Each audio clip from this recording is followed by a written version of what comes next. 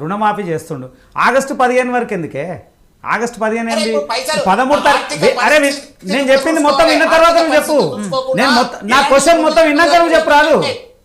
నా క్వశ్చన్ మొత్తం విను ముందు. విని అందుకోసమే చెప్తా ఉన్నా. 13వ తారీఖు ఎన్నికలు అయిపోతాయి, 15వ తారీఖు చేయమను, లేదా ఆ నెల చేయమను.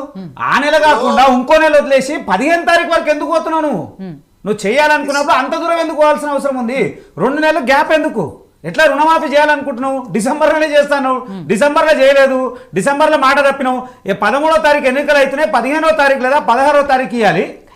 ఇవ్వకుండా ఇప్పుడు ఇస్తే ఇచ్చినప్పుడు దానికి సంబంధించినంలో ఎందుకు ఎంతవరకు ఏగలుగుతాం, ఎంతవరకు చేయలేము, మన పరిస్థితి ఏంటి, మనకు రావాల్సిన డబ్బులు ఏంటి, మనకు అంత ఏంటి అని చూడాల్సిన అవసరం ఉంది కదా. చూడాల్సినటువంటి అంత ఆలోచన వ్యక్తి తొందరపడి చెప్పొద్దు కదా. ముఖ్యమంత్రి స్థాయిలో ఉన్నప్పుడు ఆయన ఆలోచన ఏముండాలి? ఆ 15వ తారీఖు అని చెప్తున్నట్టు అర్థమైంది, ఇస్తా ఇయ్యము అనేటువంటి ఆలోచన ఆయన ఉండుండొచ్చు కదా. ఆయన ఆలోచన ఇప్పుడు కాంగ్రెస్ ప్రభుత్వం ఇన్ని చేస్తామని చెప్పింది, మీ యొక్క బీజేపీ ప్రభుత్వం తెలంగాణలో ఏం చేస్తామని చెప్పింది. ఇప్పుడు మాట ఇచ్చింది మీరు. కరెంట్ అన్నాం, రోజు కరెంట్ పోతుంది, రోజు కరెంట్ పోతుంది. ఇప్పుడు నీ దగ్గర కూడా కరెంట్ పోయింది. మీ ప్రభుత్వంలో ఇప్పుడు నీ దగ్గరనే కరెంట్ పోయిన పరిస్థితి కనబడతా ఉంది కదా. ఆయన మొన్న కేసీఆర్ కూడా విను కేసీఆర్ ఏంటో మీటింగ్ పెడితే కావాలని 3 సార్లు కరెంట్ పోయిందంట. కరెంట్ పోయిందంటే కరెక్ట్ కాదు కదా. అరే నేను ఏమంటున్నా, ప్రభుత్వం మీద అట్లా అంత అసలత్వంగా నడుస్తుంది మీ ప్రభుత్వం అంటున్నా. మీ కాంగ్రెస్ ప్రభుత్వము ఆడ కేసీఆర్ కరెంట్ వా, ఇప్పుడు నీకు కూడా కరెంట్ వా అంటే ఖచ్చితంగా పాలన సాధ్యం కాని అంశము. సంవత్సరానికి 2 కోట్ల ఉద్యోగాలు ఇస్తామన్నారు. ఎక్కడ ఇచ్చారు? ఒక సంవత్సరానికి 2 కోట్లు అంటే 10 సంవత్సరాలు 20 కోట్ల ఉద్యోగాలు రావాలి. ఎక్కడొచ్చినాయి చెప్పండి? 1,34,00,000 ఉద్యోగాలు ప్రతి సంవత్సరం ఏటా ప్రైవేటు మరియు ప్రభుత్వ రంగాల సంస్థలకు ప్రత్యక్షంగా పరోక్షంగా ఉద్యోగాలు వచ్చినాయి. ప్రత్యక్షంగా పరోక్షంగా 1,34,00,000 ఉద్యోగాలు ప్రతి ఏటా వచ్చినాయి. ఒకటేనండి, బీజేపీ ప్రభుత్వము తెలంగాణలో నయా పైసా పనిచేయదు. నయా పైసా కాదు, 9.56 లక్షల కోట్లు 9.56 లక్షల కోట్లు తెలంగాణ డెవలప్మెంట్ కోసం కేంద్రం ఇచ్చినటువంటి సింహభాగం అది. మీ కేసీఆర్ చెప్పలేదు, మీ రేవంత్ రెడ్డి చెప్పాడు. ఇవాళ మీ కరెంట్ బిల్లు రోజు మీకు అప్పు కావాలంటే ఎవడియాలి?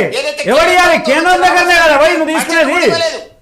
నీకు ఇప్పుడు ఇవాళ మీరు ప్రభుత్వం నడవాలంటే కేంద్రమే కదా.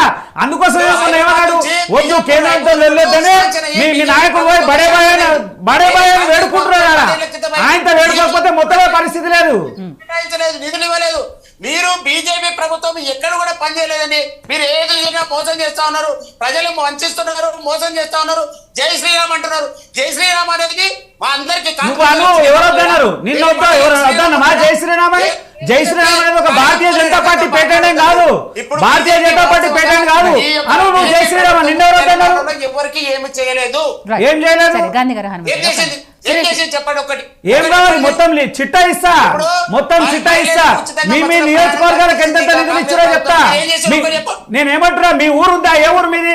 మీ ఊర్లో కూడా పెట్టినారు కదా మీరు ఒక ప్రాంతం, ఒక వేదికను పెట్టి రేమని క్రీడా ప్రాంగణం అనే వేదిక కూడా 4,36,000 రూపాయలు కేంద్ర ప్రభుత్వం ఇచ్చిన నిధులు అవి. ప్రతి చోట 36 కోట్లు అనేది చాలా చిన్నది. ఇప్పుడు మీరు 4,36,000 అరే ఒక ప్రతి గ్రామానికి ఇచ్చినాము. ప్రతి గ్రామానికి, మీ యొక్క గ్రామానికి కాదు, తెలంగాణ రాష్ట్రంలో ప్రతి గ్రామానికి ఇచ్చినాం. అది మీరు